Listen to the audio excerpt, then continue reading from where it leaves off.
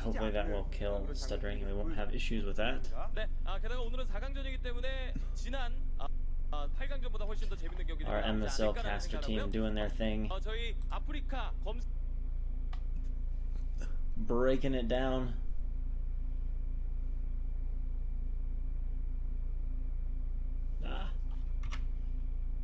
Pause and hit play.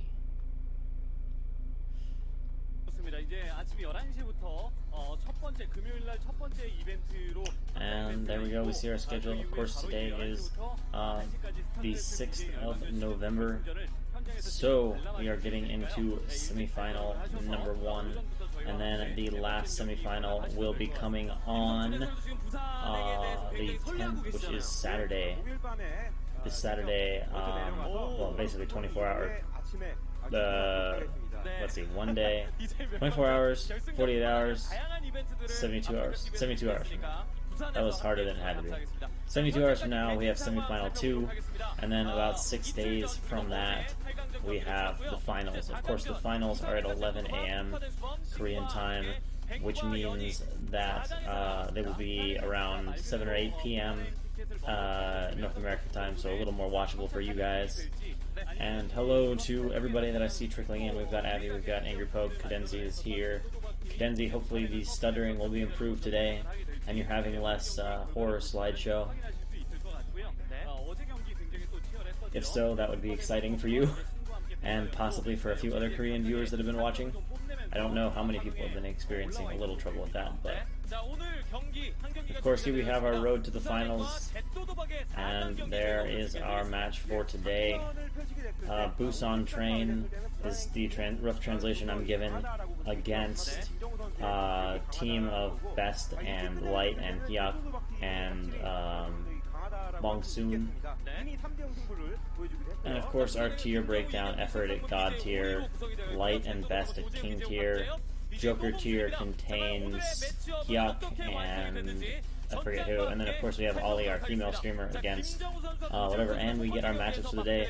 So it looks like we are going to have, I'm assuming, EffOrt against BeSt, and then another PvZ. So yeah, we're having, which will be, those are our two female streamers, Ollie versus Bongsoon, and then we have a TVZ. I guess that could, let's see, that would be the Terran from EffOrt's team though, against our Zerg.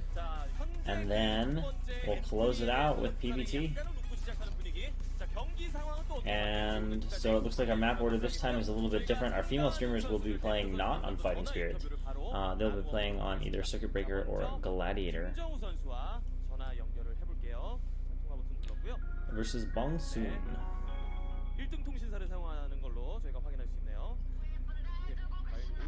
Yeah, mirror-free day, so that is even better. Some ZVP, some TVZ. What more can you ask for? And player interview number 1. 네, 저희 일단 4강에 진출하게 됐는데 오늘 경기 어떻게 예상하십니까? 오늘 저희 팀이 엔트리를 좀 괜찮게 먹은 것 같아서 저번보다 좀 더 쉬운 이제 경기를 풀어나갈 것 같아요. 쉽게. 네.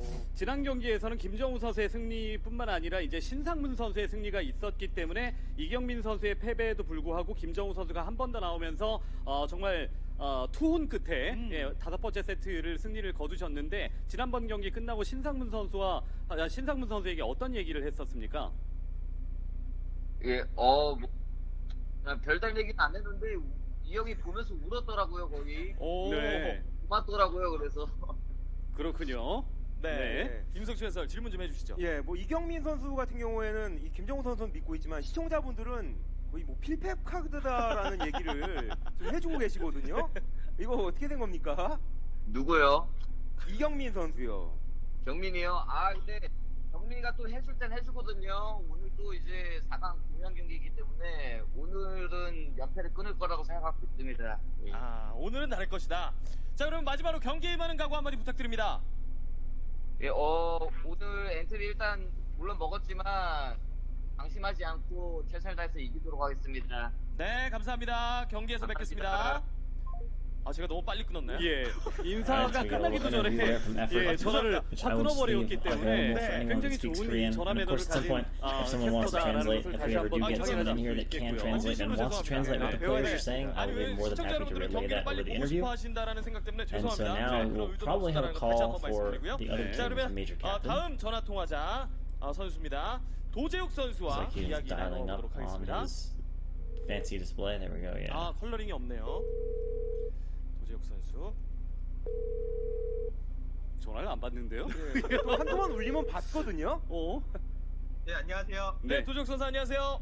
네, 안녕하세요. 네, 4강입니다. 예. 네, 소감 한마디 해주세요. 일단 저는 저번에 경기를 못하고 이겼는데, 팀원들이 너무 든든해가지고, 네. 너무 만족스럽고, 오늘도, 제가 1경기지만, 만약에 지더라도, 팀원들 위에 계속 올라갈 것 같습니다. 아, 팀원들을 위해 플레이하겠다. 네. 네. 역시나 이제 오늘은 통화 음질이 별로 안 좋네요. 오늘도 역시 예. 네, 물속에서 통화하는 듯한. 그러니까요. 네. 통화 음질이 왜 이런 건가요? 뭐 경기는 둘째 치고라도. 저는 알 것 같습니다. 네. 왜요? 도재욱 선수의 휴대폰이 좀 낡았더라고요. 아, 오래됐습니까? 예, S7을 요새 잘 안 쓰잖아요. S7이요? 예. 벌써 한 2년은 훌쩍 넘었는데요. 저는 S5를 쓰는데 바꾸셔야 될 것 같아요. 만약에 이제 그 결승전에 올라가게 되고 결승전에서 우승을 차지하게 되면은 휴대폰을 바꿀 의향이 있나요? 바로 팀을 보겠습니다. 예, 알겠습니다. 예. 바꾸겠다라는 이야기였었던 것 그쵸? 같아요. 그런 느낌인 것 같죠? 예, 저희가 얼추 들어야 됩니다. 이왕이면 뭐제 것까지 같이 바꿔주시는 게. 본인 거는 본인이 바꾸셔야죠. 자, 질문 한마디 부탁드립니다. 질문이요. 네. 예. 도봉순 선수는 어떻습니까? 오리 선수 상대로는 그냥 100% I 이긴다라는 guess that is it 생각으로 for 좀 player 준비를 interviews. I 시켰습니까? think. 저희는 Oh, no, never mind. 무조건 1등. 무슨 소리라는 거지? 뭐라고요? 다시 한번 얘기해 주세요. 죄송합니다. 다시 한번. 네. 저희는 네. 무조건 1등으로 시작한단 마인드고요. 네. 1대0 그러니까 이제- 본인이 일단 이겨야 된다는 이야기가 되는 거잖아요. 아니요. 또봉순행님이. 예. 형님이에요. 네네. 네. 그래서 저희는 네. 좀 마음 편하게 할 생각입니다. 좋습니다. 알겠습니다. 자, 그러면 시청자 여러분들이 많이 응원해주고 계실 텐데요. 팬 여러분들께 네. 각오 한마디 마지막으로 부탁드립니다. 이번에 저희 결승 가면은, 네. 저희 팀원만 가는 게 아니고, 응원단장 이규도 가고, 명훈이도 온다고 했습니다. 이제, 오. 수원 관람하는 명훈이 보기 위해서 여러분들 좀 더 많이 응원해 주셨으면 좋겠습니다. 좋습니다. 자, 경기에서 뵙겠습니다. 감사합니다. 네, 감사합니다. 네.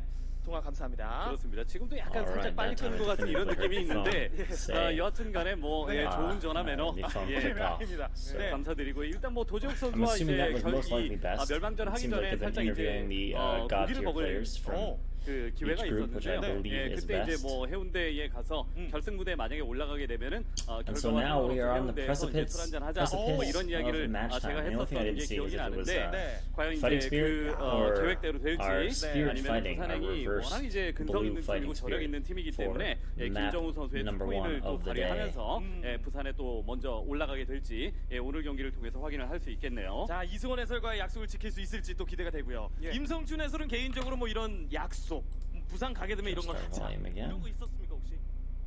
Put that about the right spot. How am I compared to the commentators volume-wise right now? See if that setting is still in the right spot. Do they need to go down? Do they need to go up?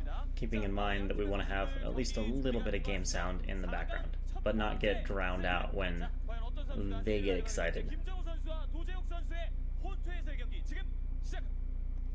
All right. Game number 1 of the first semifinals between BeSt and EffOrt starts right now. Here we go into that first game. 0 seconds. It is our reverse fighting spirit. So spawning in the top left-hand position. Oh, they always do this to me. In the top right-hand position as the brown Zerg, we have EffOrt. And in the top left-hand position as the yellow Protoss, we have BeSt. And I was getting a little stuttering earlier on source quality. I'm going to make an attempt to go back to that, and hopefully we won't stutter. If we do, I may have to revert, depending on that, but we'll see how smooth we can get it to go. And it looks like, of course, EffOrt is going to scout correctly, and just like Fighting Spirit, normally you scout clockwise around the map to get to that closest natural. This is reversed, so hey, EffOrt is scouting anti-clockwise and will arrive there right away. And we'll just have to see which way BeSt goes with his probe. It's unfortunate. It is stuttering a little bit today on source. This has not been an issue before. Alright, so our probe is out with a pylon in the natural, and it's actually waiting at the natural, which is interesting. So a gateway first, maybe? Are we going to see something a bit on the aggressive side here from BeSt? No? Yeah. At the very least, it's going to be gate first here from BeSt. Although, the fact that he's at 9 supply and holding the probe there means we're going to see a pretty fast gateway. Not a 10 gate, not an 11 gate. We have a direct 9 gate. Oh, did it not switch back? Alright, now it switched back. Sorry, guys. And more drones out for EffOrt. Now the question is, what is going to be in the natural? Are we just going to leave it with forward 9 gate? It certainly looks like it at that point. Definitely not proxy 9-9, which was one possibility to start with. And of course, EffOrt is scouting in the incorrect direction. And the hatchery goes down for EffOrt, and the drone out now. This is where Afreeca, where we could really use like auto source quality to adjust a little bit. And in it comes the Overlord from EffOrt, but I don't think there's an auto source quality button. There is for certain feeds, but I don't see one for this feed. Alright, so EffOrt now sees the gateway and will be aware of that. Of course, it's going to be a little bit before lings come out for sure. That first zealot should get into the base before the lings are actually popping. And yeah, it looks like first zealot out now for BeSt, headed across the map. And of course the probe will be there too. Nice little combo there when you've got the probe. You are of course two-shotting those Zerglings. And in comes the probe, trying to get off an initial hit, but the drone actually gets the first hit, so EffOrt winning the first very tiny bit of the micro war. See a pretty quick gas here from EffOrt. Drone taking a bit of... Actually, no, drone did not take that much damage. So drone just doing a nice job getting off an extra hit on the probe without losing any health of its own. And of course, BeSt straight into the main of EffOrt, and drone out to make a third hatchery. Gets a hit off on the zealot, but takes some damage on his drone. Still trying to get good shots off on the probe is EffOrt, and he's indeed getting a few. And nice quick reaction on the drone pull. And now the full drone pull from EffOrt, just buying a little bit of time. Oh, but BeSt already gets one kill, and EffOrt almost too slow to react, almost getting a second kill, but not to be. Now the lings are out. First zealot is going to have to go behind the minerals with the probe, but the second zealot, of course, coming in to the main. And yeah, those asking about the map, this is sort of a reversed fighting spirit with different positions. And now EffOrt gets this round, gets 4 lings with her surface area, but there is a probe and zealot fighting here. But the probe will go down, so now just one zealot to take care of. Now a few drones, a bit weakened. Let's see if EffOrt can handle this. He's trying to get around on that zealot. Just going to try to keep it from going back behind the minerals, and he's got one ling in position to block. Perfect spot. So EffOrt gets a 4-ling surround on it, and we'll take care of that zealot, no problem. And then at that point, BeSt says, hey, I need to turn around and go be safe. So heads back. And let's see, how many lings did EffOrt make? Was forced to make a few more than he'd like. Ooh, he's actually made quite a few. So given the number he's hatched, I think we're going to see a little bit of pressure. And yeah, for today, I was borrowing a 16:9 monitor as a temporary workaround. I won't be able to do this forever, but I did want to test it and see if that would remove some of the issues. Alright, so Zerglings coming in here for EffOrt. No cannon up yet, so going to be able to start attacking that gateway. And then BeSt coming out with his zealots. He doesn't have quite enough yet to really engage these lings, but he's taking this fight. I'm surprised.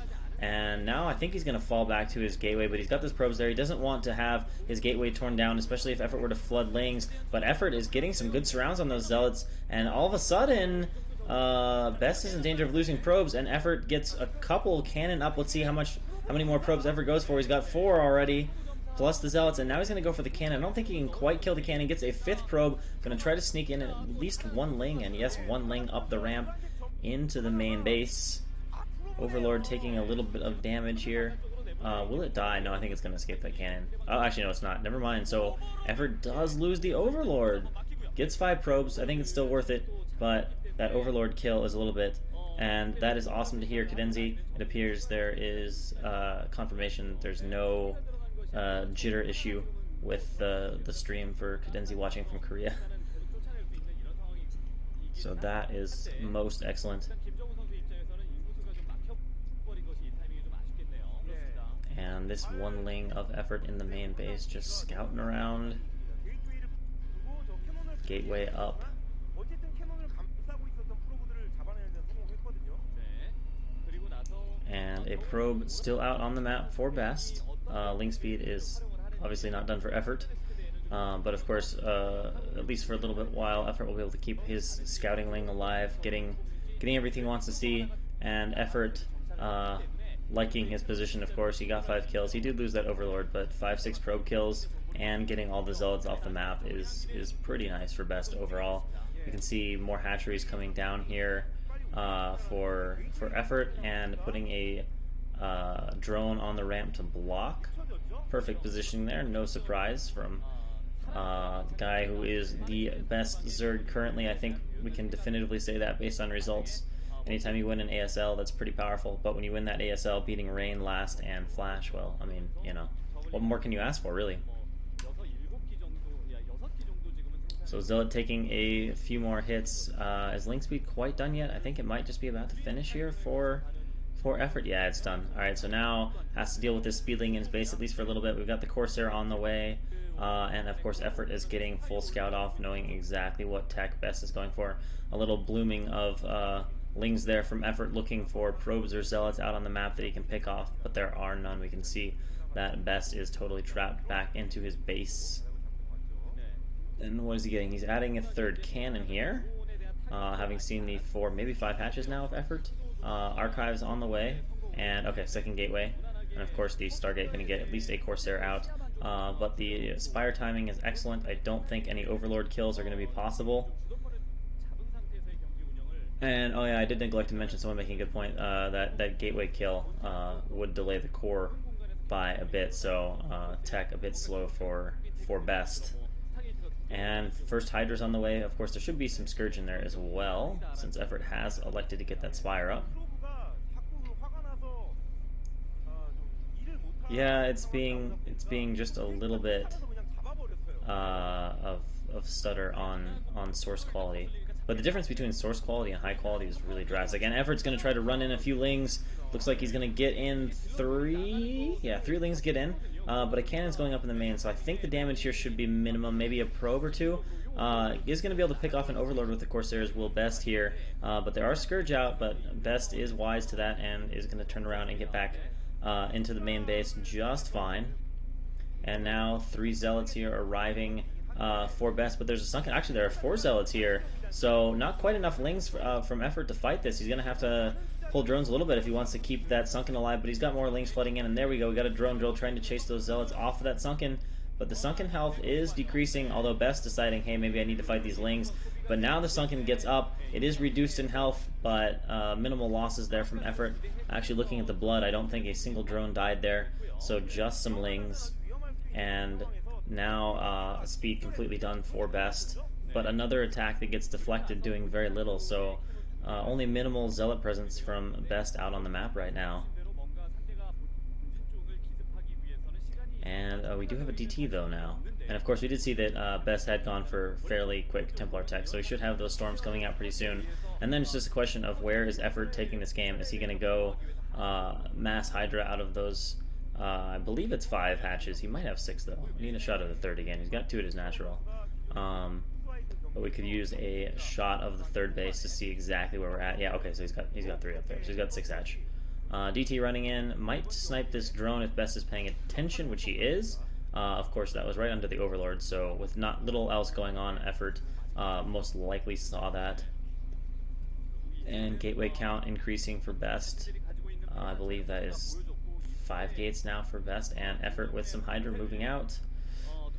Overlord spawning, and EffOrt sneaking in even more drones, so getting up a pretty strong economy behind this. Has not taken his 3rd gas yet, though, so still going to be largely focused on Hydra, but we can see he's also moving down towards this bottom base, so it's looking like he wants a 4th, and now sending some Hydra to the front of BeSt base.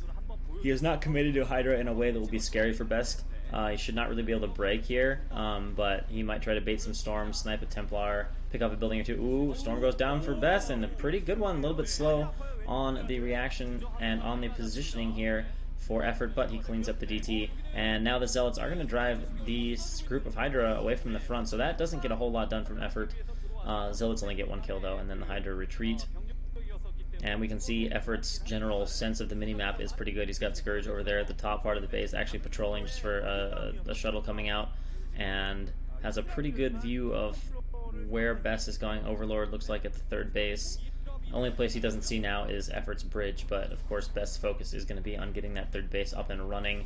And EffOrt trying to catch a few of these Zealots. He's got about even Hydra numbers, but the Zealots are weakened, so the Hydra are going to be able to chase them away. And now EffOrt looking to kind of trap them on the top part of the map, but BeSt, with one of those front Zealots, knows about him, so should just be able to retreat to his ramp. But will it force a cancel on any attempt to make a Nexus here? It very well might, because I don't see the Templar over there, but it looks like another flood of Zealots coming out the front, so possibly EffOrt was thinking to, or BeSt was thinking to flank EffOrt's army and or sneak a group of Zeals around, and BeSt is going to sneak a group of Zeals around to the bottom base, so we're going to have a denial on that base, short of EffOrt having a massive army that he can quickly respond with at 3 o'clock. But I don't see that. He's going to spot those Zealots coming in now to his base, and he is going to send out some Hydra. He has been keeping some back, but it's doubtful he'll be able to save the base with 6 full Zealots there. Or is it 5? 5 full Zealots there. And EffOrt is going to try to get that Forge, but there's Templar there to drop Storms. Let's see, Storm goes down, but EffOrt pretty quick to dodge it. It looks like he is going to get the Forge, though, committing quite a bit to it in terms of his Hydralisks, to the point that he's willing to lose 6 or 7 of them, and he does snipe down the Forge, so no +2 coming up for Protoss. Not going to have that scary 2-attack timing. And a few Overlords here taking heavy Dragoon fire, but EffOrt can just pull them away. Overlords more or less outrun Dragoons. I think their actual speeds are very close to the same, but you know, Goons get clunky, whereas Overlords fly and never have pathing issues.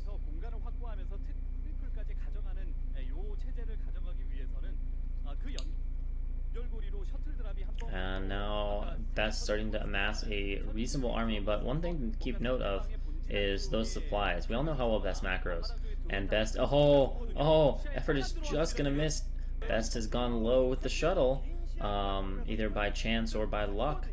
But oh my gosh, there's Muta out, so this shuttle is in so much danger. Muta out to Templar snipe, and EffOrt I think just gonna want to pick off those Templar and then move the 3 o'clock base here for BeSt. But we're gonna have a DT drop I think in the main. There we go, spotting DT. EffOrt moves it. He knows about it, so this DT should do very little.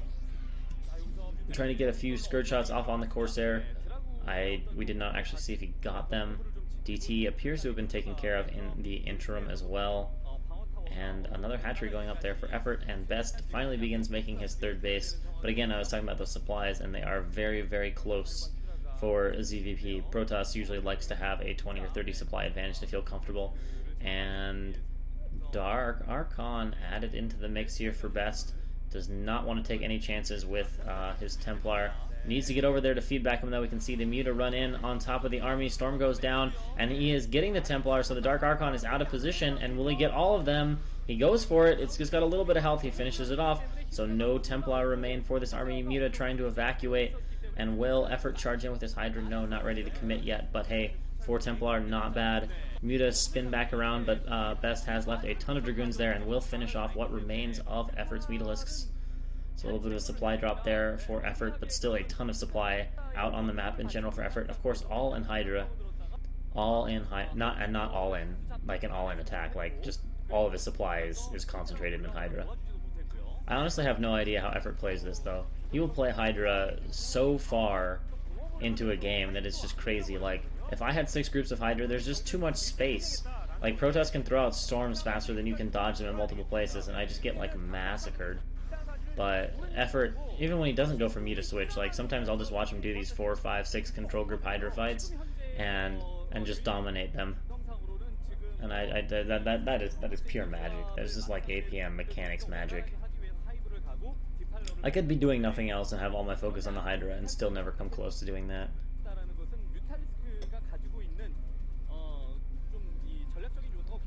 So we have some Muta coming out to harass behind the mineral line here, it looks like. But there are still 3 Corsairs alive, and BeSt is still kind of trapped in his bridges.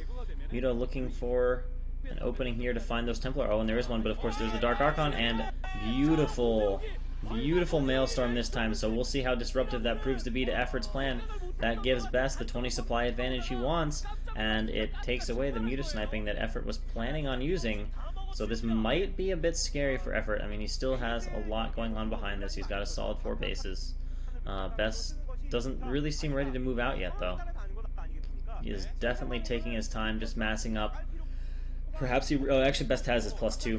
EffOrt has 2 missile attack on that, and now EffOrt to pressure the 3rd base, but that looks like a lot of cannons and Dragoons over there. I don't think EffOrt will really get anywhere with this pressure. I think it's more just forcing BeSt to move around.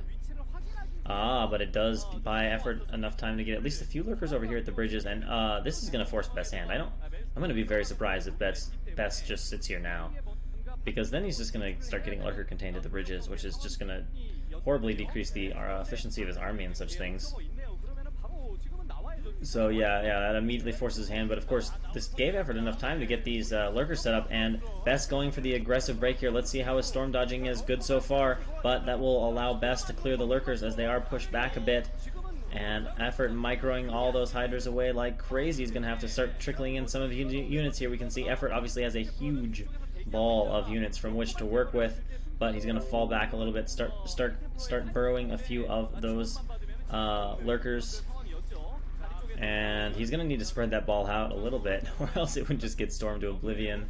But the question here is, how many storms does BeSt have left in his army? Still a beefy-looking army here for BeSt, but EffOrt now kind of has hydras on both sides, so making things a bit stressful for BeSt in terms of, am I going to get flanked, am I going to get attacked? And now EffOrt is going to need to relocate his giant ball of doom down towards his bottom base. We can see no lurkers are in position there looking at the mini-map, but EffOrt is going to draw in around behind this army and picking off some of the stray units, so that's going fairly well for EffOrt right now. But BeSt just charges into that natural, looking for the kill on the 5th base, and EffOrt with some leading hydras. How many of these Templar will he pick off? BeSt trying to get a few storms off, and they're reasonably good, but he's also losing almost all of his Templar. He will definitely kill this base and then opt to run into the main, and the main, or the 4th base from EffOrt, looks undefended, and while EffOrt has killed all the High Templar, that's still a lot of Protoss units, so EffOrt is definitely going to lose his 4th base here, and that is going to be a pretty significant loss. This attack seems to have worked out pretty well for BeSt. EffOrt rushing back, trying to clean this up, but is he even going to have enough to clean this up? Yeah, I guess unless these ramps prove to be ridiculously decisive, there is enough mass here from EffOrt to clean this up. Well, has BeSt left enough back to clean up the base? I don't know. And actually, these Dragoons are in a really good arc at the top of the ramp. EffOrt is trying to get up them, and holy mother of all macro trains from BeSt. And no, EffOrt can't break up the ramp. The ramp and the concave proving super strong right now. Those upgrades from BeSt doing their work, and EffOrt is out of mining at his bottom base, and is BeSt going to do the impossible and get a PvZ win over EffOrt?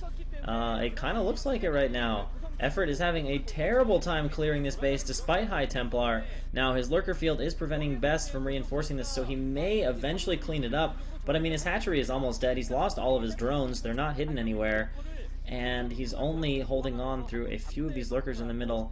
Now BeSt is getting up his 4th base as well behind this, and finally EffOrt gets up his ramp, and it looks like he will clear this out, but at a very significant cost to him. He is, well, actually, he's expanding to 12, so that part's good. But EffOrt is still mining 3 bases. BeSt is only mining 2. So still has that slender base advantage. But of course, EffOrt doesn't have hive tech or some of the other powerful things you want. And no Overlord in with that group of army for BeSt there, so not able to snipe the obs. So there's going to be a little lull here in the action and in the economy of BeSt, where he is mining out his natural and has not transferred probes. So that might give EffOrt a chance to catch back up. Let's see what we can do with this moment. See how many of these stray Templar can catch. A small group of Hydraling running in. Gonna get one snipe, just one snipe so far. And very zealot heavy army here from BeSt. And EffOrt is committing to this attack. That is so many zealots though. I don't see these lings really getting anywhere. And yeah, I realize he has to pull that back. Is burrowing a few lurkers, but it looks to be a little too much army supply here from BeSt as EffOrt attacks again and again from both sides. He is being reasonably effective with his army, but BeSt still has the core of his army together, still has Templars in there, and EffOrt is working hard to re-expand towards 12 o'clock and towards the bottom base, and if he buys enough time to re-establish those, it'll swing back to a good position for EffOrt. Storm's going down, and EffOrt is just trying to keep BeSt busy here. I think EffOrt is less concerned with actually denying the base at bottom than he is with keeping BeSt busy while he re-establishes economy. But now it looks like he is kind of running out of unit flood. Oh, actually, but no, EffOrt sneaks in a few lings here, and there's only one cannon, so BeSt will again have to come scrambling. And these little ling attacks going well for EffOrt. They are definitely buying him some of the time he would like to start regenerating his own economy. Of course, he's reestablished the 4th base, and he's getting his 5th base back up, getting a few more lurkers out. He's doing a very good job buying time, and BeSt is unable to do anything right now to contest these bases, because really he needs that 4th base. Otherwise, he's only mining 1 base. And EffOrt, the second BeSt moves out, again running in some lings. So this is becoming very obnoxious, and EffOrt actually goes in for a Nexus snipe. Can he get it? Storm goes down. Is it good enough? It is good enough. He's just ever so barely going to keep that Nexus alive, but actually EffOrt giving BeSt a bit of a heart attack right there. And now 2 Corsairs come out at the annoying phase of the game and randomly start hitting Overlords. Probably BeSt is not really paying attention to those. EffOrt will make a couple pairs of Scourge and they'll just die. There's always this phase in games, even in pro games, it seems to happen. Somewhere, I don't know, 10, 15, 20 minutes mark, Protoss gets tired of their Corsairs and just sort of like A moves them like some Overlords and just says, alright, I don't care, I'm not going to watch these, you can just kill them. Alright, let's see. It looks like EffOrt probably has enough now to stabilize that little income differential. And buying of time was just what EffOrt needed to get back in the game. Very efficient. Okay, 1 lurker is burrowed outside here, but BeSt notices it and takes care of it with a few High Templar storms. And now Hive Tech is out for EffOrt. Looks like we're coming in here for a pretty good Plague, and decent Plague. Gets 6 or 7 of the Zealots. Plague on Archons, of course, looks terrifying, but does basically nothing. 9 HP. Mega damage. 9 out of 360 HP, right?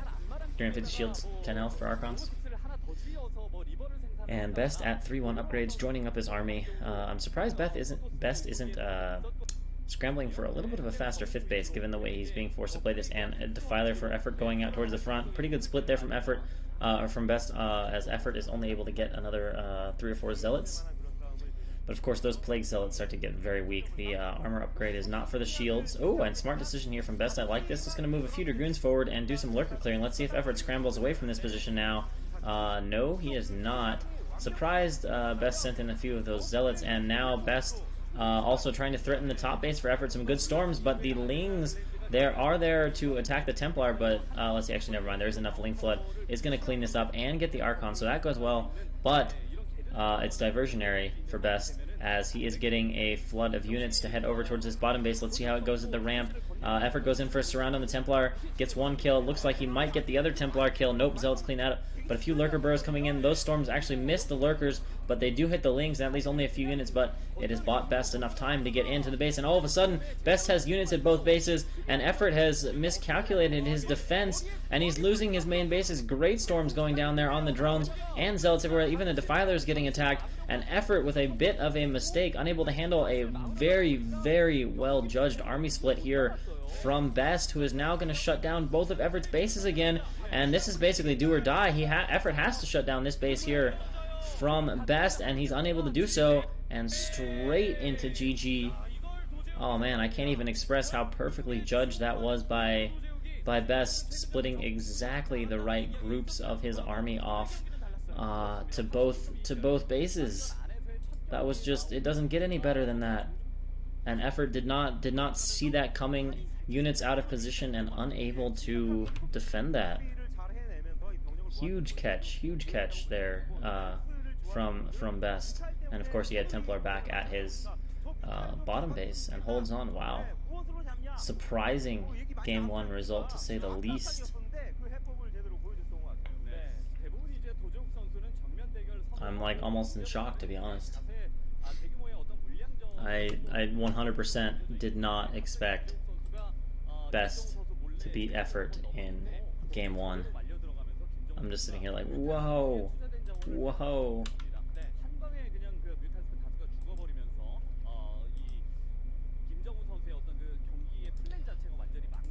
And of course, now we are going to have our female streamer game coming up here between Ollie and Bongsoon. And Ollie, I believe, is a Protoss, and Bongsoon, I forget.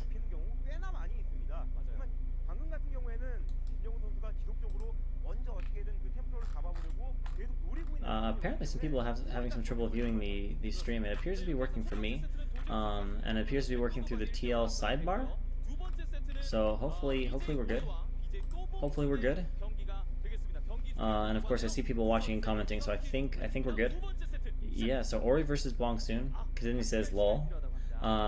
What is it? Oh no, it is PVZ. Bongsoon I think is Zerg. Ori I think is P. Kadenzi says expect landslide victory for Bongsoon. So Kadenzi clearly thinks that Bongsoon is dramatically the better player. 네, 아직 신혼이라서 그러신가요? 아유, 또 그것도 또 무시를 못하고요. 네. 이 주차장 가격이 네. 녹록지 않더라고요. 차를 안 갖고 오시면 되잖아요. 아, 그래요? But we shall see here. Maybe Ori's prepared something. Prepared a little something here to punish Bongsoon. 자, 두 번째 세트 준비가 됐다고 합니다. 지금 시작합니다. I'm gonna try changing. Oh, whoa! That doesn't make any sense. I hope that's like. That does not make any sense at all. If you guys want to see what I'm seeing right now, it just like gave me a maintenance thing. Hopefully that'll just go away. What? What?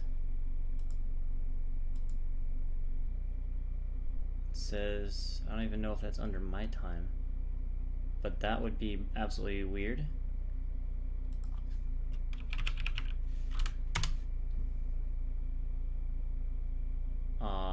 What? That's super confusing. Did Afreeca really just get like nuked for 5 hours?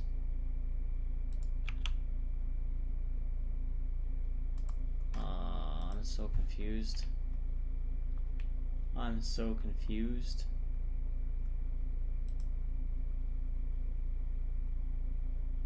Apparently some other people were getting this maintenance error too.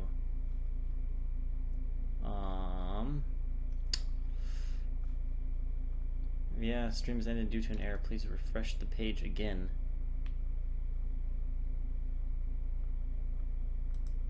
Just trying to pop up a few of the player streams pulling from TL.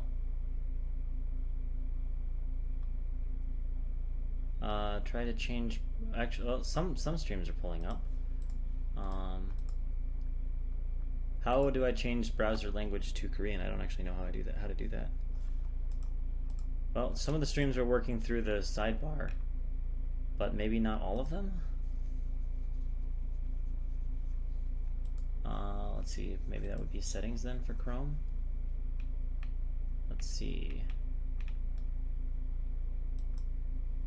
I have no idea where that would be. If anyone knows how to change that, that would be wonderful. Language? Oh, the language is okay. That's pretty easy to find. English. You know, let me change. Oh, add languages. Okay.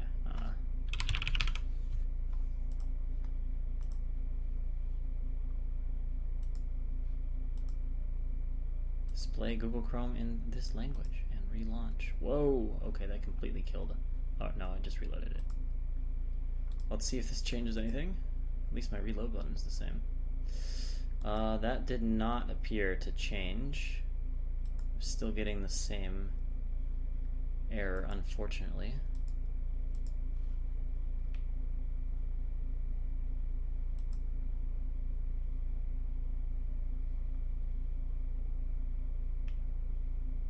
Now let's see. Okay, we're getting a loading here. That's really interesting that you can watch through the TL sidebar. Of course, that is Brittany, and not whatever. So you can watch through the TL sidebar apparently, but I am having trouble viewing it through that context, through just the general browser context. So like embedded Afreeca streams are still running, but I guess if we try to actually go to Afreeca, it's gonna get angry. Wait, what? Can I get to it that way? Or is it just gonna be back now? I was able to load Brittany's stream apparently. Well, let's see if I can actually play it. Or if I get an error. No, I get an error. But you can watch it through the sidebar. What?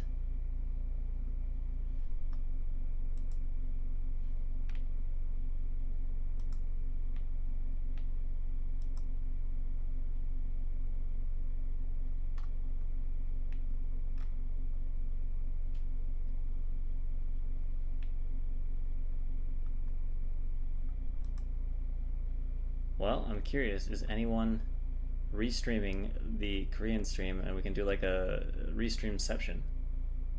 I don't know if any of the players have. Yeah, someone was saying Harang was watching. I was like, he's got 3K viewers. So I guess this is going to be our temporary solution. I think for now we can go with this. We're probably going to have to accept a little bit less quality, but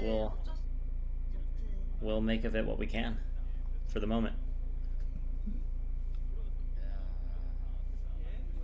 You guys can tell me how the volume is at. Can I change the settings? Maybe not. 아이 그럼 특구 수방수 이후에 이경민이 딱 이기고 역수업으로 그냥.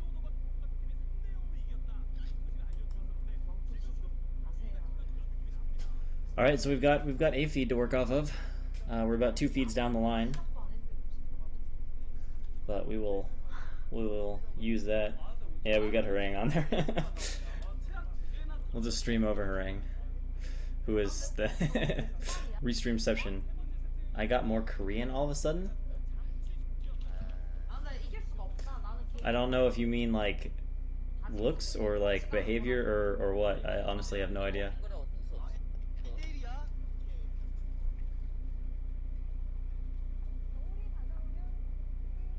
Next round of 4, match 1. What? I'm so confused. I'm trying to figure out what this means. Maybe this is something else. I mean, we are in the semifinals, but it's not 2-0.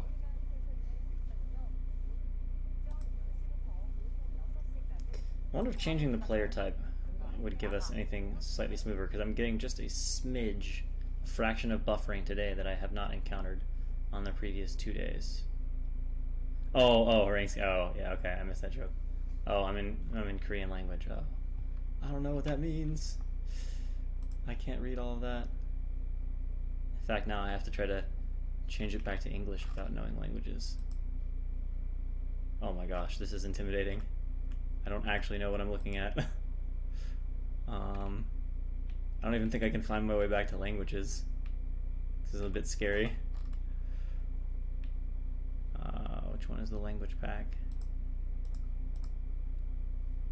Not that one. That's like text packs. If anyone can read this and can tell me where to go to switch Chrome back to English.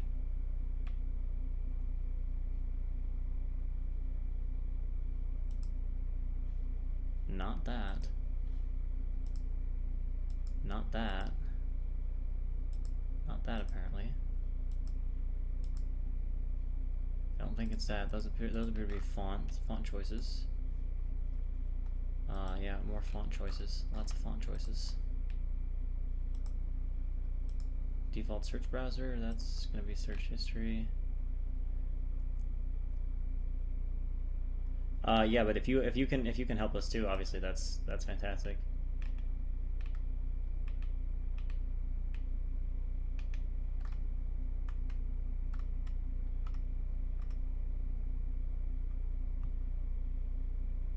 Alright, so we scrolled down a bit.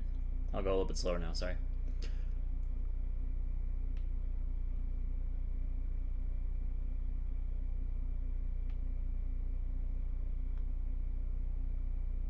Alright, so it's a small, like, little 2-character thing, yeah, so that character, click that guy, we got it down, and we're looking for a short-ish character string.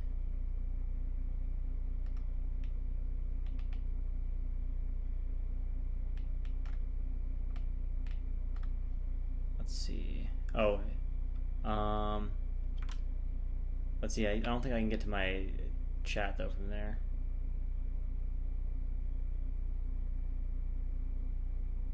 I can't actually copy that though because I don't have the Afreeca chat available.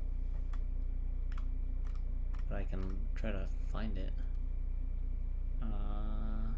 That character? Is that the right character? No, that's sort of looks like the right one. Okay, I'll stop for a sec. I'll stop right here.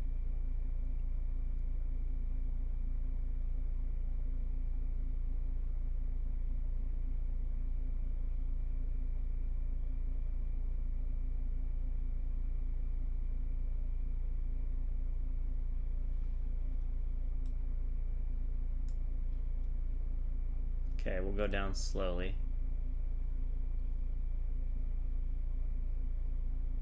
I'll just go down like kind of a few at a time.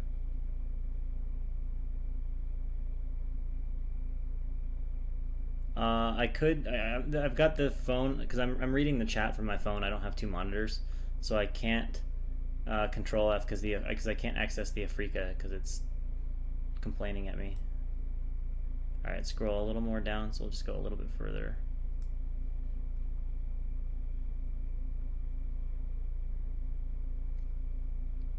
Go down a little more. The most bottom one. This one? Oh, okay. See that? And then it's probably one of these, right?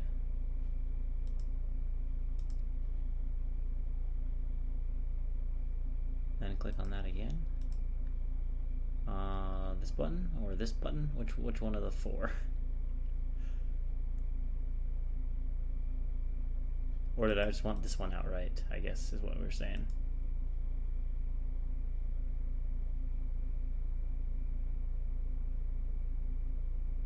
Press.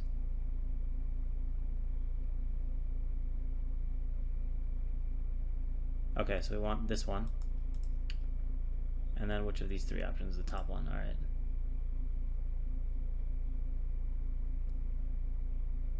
And then do I press the blue button?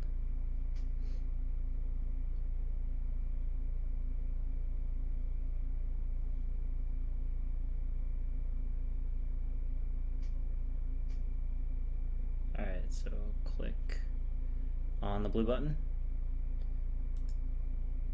Yep. All right. Perfect. Thanks. that was actually slightly difficult. All right. But thank you for the help. I would never have like found that. I would have been clicking on stuff for days.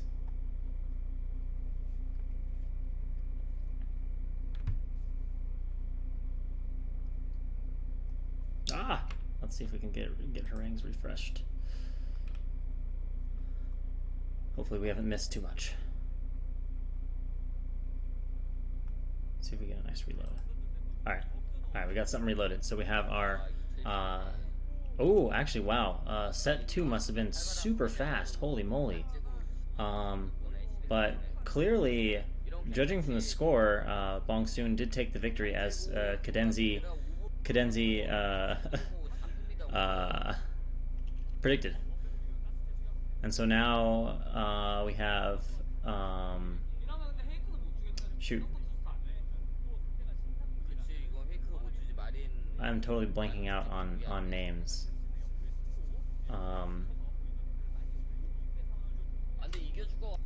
Yeah, I could cover harangue space. We could do it that way. That's not a bad idea.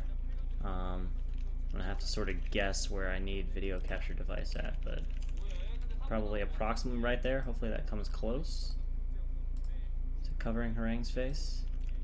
Hopefully that's approximately right.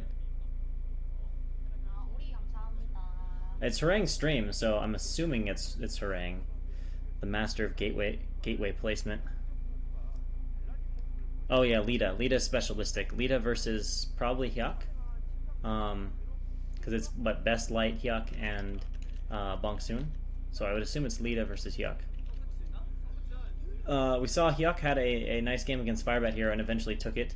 But Lita should be a stronger player, and of course it's Lita, so we should get to see some Wraiths here. Good old Wraiths, most likely.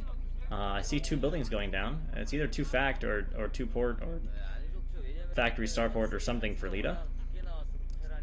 Yep. Well, just one. Oh, okay. Starport covered by the floated factory. Who would have thought Lita would make 2 starports? Total shocker. Total shocker. All right, so hopefully people on Team Liquid, since embedded Afreeca seems to work, hopefully people on Team Liquid have figured that out. If someone wants to post like in the thread, just to try clicking the sidebar, that's great. Unfortunately, it means that viewers trying to go straight to Afreeca and watch will probably encounter resistance from this bizarre maintenance error thing. Alright, so layer starts for Hyuk, and just drones being squeezed out, and first race on the way. And of course Hyuk should know what's coming because Lita is Lita, and his mad wraith skills are just, it's just, he's good at it. Is that an Evo chamber? We actually can't see. Oh, it's a Hydra Den. Harangue, your face is in a bad spot. It's going to actually cover some of the buildings being made, which matters for Zerg. Can't just see from how they look. Oh, okay, so Hyuk gets in a link. He will know 100% now. He knew 99%. Now he knows 100% that it's Wraiths.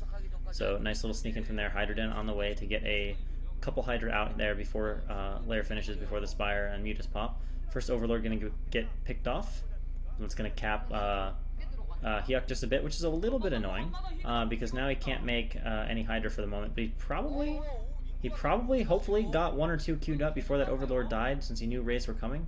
Probably made a point to get a few Hydralists spawning, but in come the Wraiths, and straight for an Overlord kill. Well, he's definitely spammed out a few Overlords. Was he able to get a Hydra in production there? I don't know. But now the drones being attacked, a little slow to run them. Usually with one or two Wraiths, you just kind of run the drones one at a time, but the pulls from Hyuk a bit slow. There is a Hydra out now, so he can chase this Wraith. Chase these Wraiths around, but let's face it, these Wraiths are already doing some pretty good damage. That's, what, 3 drone kills? And 2 Overlord kills, and maybe going for a 4th drone.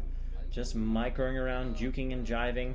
Going to force almost all these drones away from the natural, and it's going to force the drone run. And there are several soft drones in there that are very vulnerable, and Lita gets another one of them, getting plenty done with his early Wraiths. And yeah, Cadenzi's saying, how does Hyuk get surprised by Wraiths from Lita? It's just, it's been Lita's MO for so long that you know he's going to do it. But Hyuk is taking a ton of damage from these Wraiths. Let's be honest here. Now we're up to almost double-digit drone kills early game. So there's another gas drone falling to these Wraiths. And look at the economy of Hyuk. It is definitely in tatters, and the Wraith count from Lita continues to increase. No Wraiths have died. Hasn't sent any back for repair yet. We haven't seen Cloak. I'm sure he's got it. And the main looks very devoid of Overlords right now, which is pretty scary. Yeah, the Wraiths just Cloak, and oh man, I hope that's an Overlord that's making there, but Lita microing like crazy. Oh, it's not an Overlord. Oh my god. So this game, Hyuk looked not too bad against Firebat Hero, but he's looking very weak here against Lita. Now let's see what he can do with this little flood of Lings. Whoa! Holy shit, okay. So, Lita is obviously very worried about these Lings. He only has 4 Marines on the ramp to defend, but he is bringing back the Cloaked Wraiths and the ultimate Pain Train. That was like over a control group of SCVs that he pulled. He was just like, I do not want to die to this. But gets plenty of SCVs down to the ramp, and Hyuk is basically losing every single drone right now. His defense has been non-existent. I hate to say it, this has not been one of Hyuk's finer moments.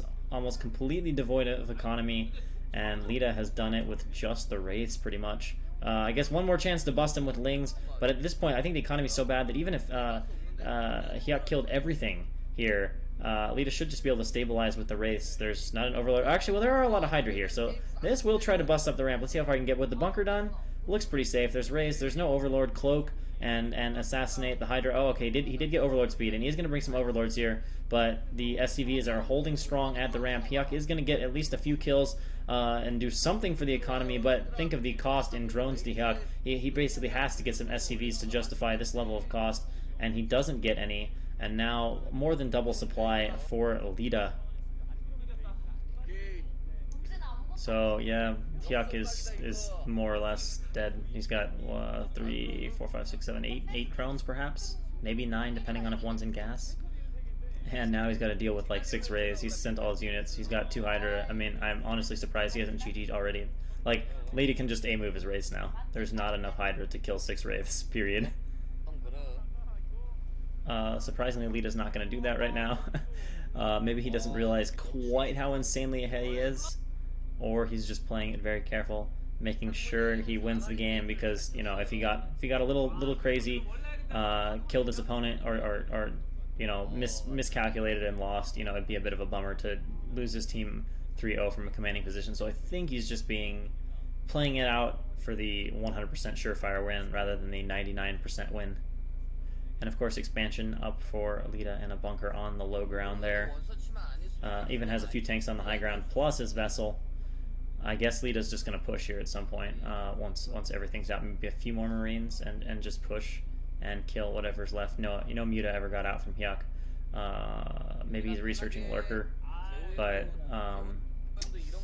Yeah, actually Huck never even built a spire. Maybe he didn't even intend to. He did make his Hydra Den at half layer, but of course for Wraiths you expect that anyway. I just assumed he would go for Muta.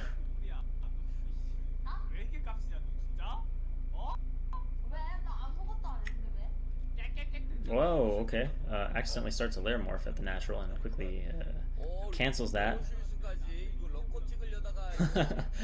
Cadenzi saying that Lita going for the entire mental collapse, like he just wants to like just go for the complete A move where you just like destroy Huck, and he's like, okay, I need to just quit Brood War. Wraiths all over the place, just moving around the main base. Looks like Lita has opted for a little bit of repair on those guys. And a couple of vessels out. And of course we know there's 4 or 5 tanks there, or 4 tanks there I think. And the Wraiths flying around, probably going to try to pick off a few more drones. Yuck actually has a group of Hydra out now though, so he can defend these Wraiths, and it looks like, whether by luck or premonition or something, Yuck has moved his Hydras into the right position. No spotting from the Overlords yet, he doesn't actually know where the Wraiths are. And Yuck again with a second morph on the lair. What is with this? Something must be up with his hotkeys. Like doing it once, okay maybe, but accidentally making a lair twice? I don't know what's over there. Maybe he's trying to make Overlords and he's just missing O and hitting L? Like 5... Well, no, you'd select a larva, but maybe if there's not a larva, if he does 5, there's no larva, so he hits S, he's still in the hatchery, and then he's hitting L instead of O, starting with these accidental lair morphs. Alright, so after this match, we can see if Afreeca is back up. Gray's saying it should be back and restored. You can switch off of the Snorlax stream. Wow, Harangue's changed his looks a lot. Gained a lot of weight in 2 minutes. Shrunk a bit too. That is actually a pretty cute Snorlax though, I'm not gonna lie. Like, that's pretty cute. And there's a baby Snorlax along with the Jigglypuff there. And Barracks transition here for Lita. And actually Hyuk is kind of masked up a little more than expected.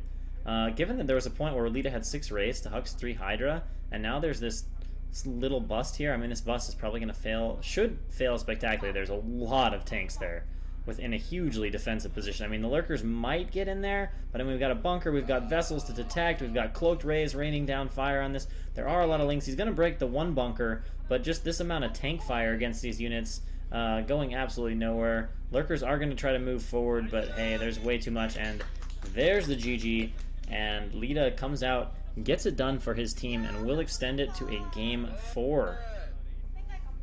Oh yeah, okay, you guys don't see Harangue 2's little cute thing. I guess it means I put the camera in the right place. Alright, let's pause this stream and go back to our main Afreeca stream. See if we can get that one to work. Oh no, it's still saying the same thing. Damn. No such luck. Afreeca is taking a short break. So I guess we are still stuck with a little bit of Harangue's stream at the moment.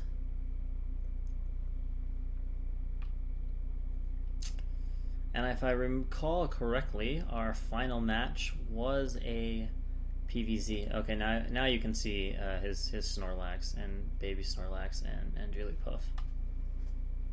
The cute little setup. And we're going to go straight into our game here on Gladiator. And a suggestion to try. Yes, we can try it, certainly.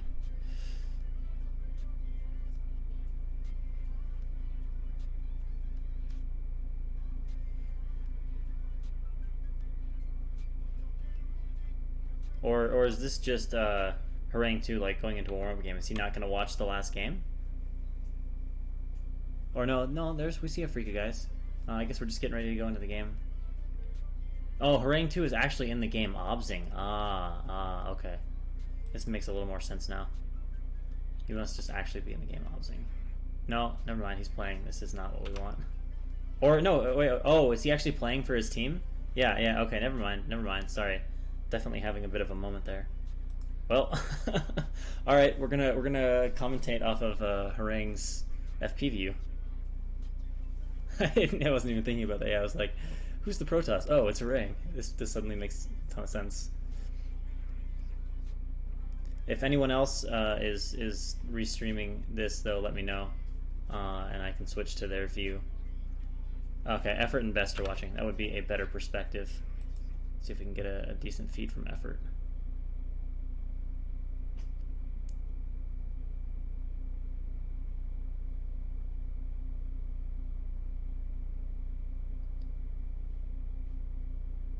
Looks like it's gonna load.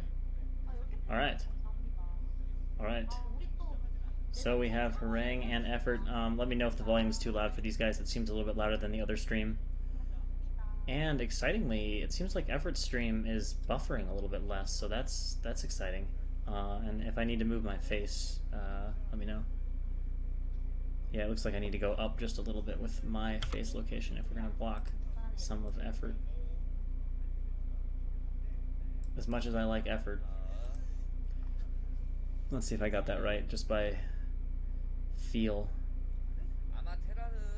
How much of a noob is Elmaster? Did his face move to the right spot or not? Find out here.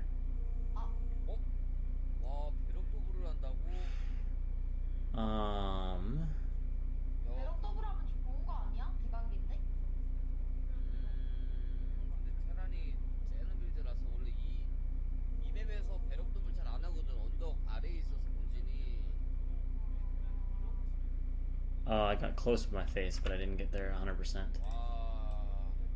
Alright, let's move that back. Stop trying to go flush to the left. Maybe we can just go flush to the left.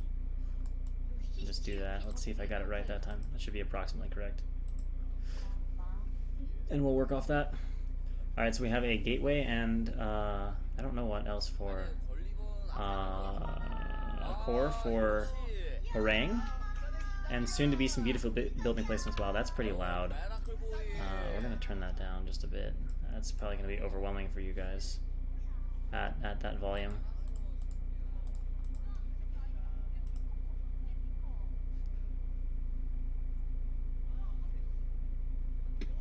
We can see wall going up and gas up here for our Terran player.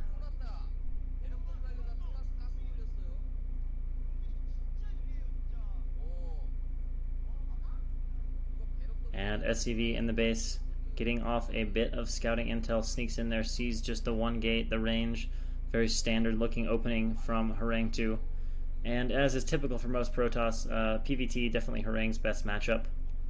So we'll see how he looked. He looked a bit lackluster in his round of 8 game, but I think he was playing PVZ, so he should look a little bit stronger. Of course, Harangue 2's crowning triumph is, and this is light, Harangue 2's crowning triumph was always his PvP, where he had almost a 60% win rate.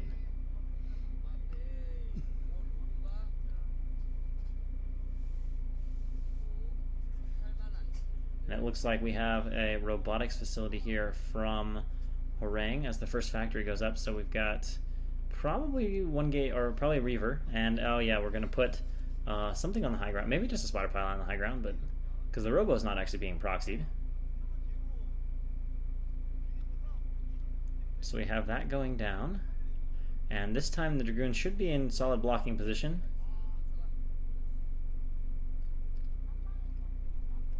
And our range being researched. Should be very close to being done at this point. And I'm curious to see the tech. I doubt he's going to go one gate obs. That would be kind of a vulnerable build. Like, yeah, it's nice to have fast obs, but your unit count with that is so low that any sort of aggression from Terran basically kills you, even if you can see the mines. But let's get another. Come on, observer, go back to the base, and let me see the base of Harangue and what the tech structure is. Oh, STV's going to find that pylon, but of course there's nothing there outside of the pylon. Perhaps just there for mind games and other things, or just a little bit of vision on that high ground pod there of Gladiator. And yes, indeed, support bay. No surprises. Trying to block this SCV off, does not want to let it into the base, so he's just going to have to rush back to the ramp, but he's going to get enough hits that he can kill that SCV. So 0 intel for light. And will be kept in the dark. But of course he'll be he'll be getting suspicious already. He's like, I've had some pretty good STV scouts, and I've seen 2 Dragoons. Something's going on. Something's going on. Either extreme greed or something else.